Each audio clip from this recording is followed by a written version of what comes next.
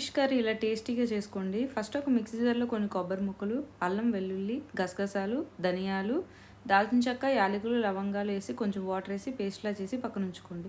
ఇప్పుడు ఒక కిలోన్నర ఫిష్‌లో పసుపు, ఉప్పు, 2 టేబుల్ స్పూన్లు కారం ఏసి బాగా పట్టించి పక్కనుంచుకోండి. ఇప్పుడు ఒక కడాయిలో నూనె ఏసుకొని ఈ ఫిష్ పీసెస్ అన్నీ ఒక నిమిషం పాటు వేయించి పక్కకు తీసేయండి.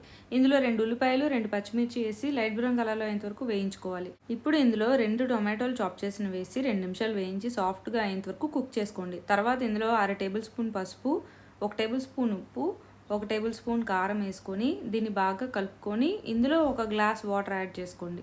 వేసుకొని దీన్ని బాగా కలుపుకొని మరిగించుకోవాలి. మరుగుతున్నప్పుడు ఇందులో మనం చేసి పెట్టుకున్న పేస్ట్ వేసుకొని బాగా కలుపుకొని పక్కనుంచుకున్న ఫిష్ పీసెస్ అన్నీ వేసి చేత్తో కలుపుకోవాలి. 1 table spoon garam masala powder, కొద్దిగా ఉప్పు వేసి బాగా కలుపుకొని దీన్ని కుక్ చేసుకోండి.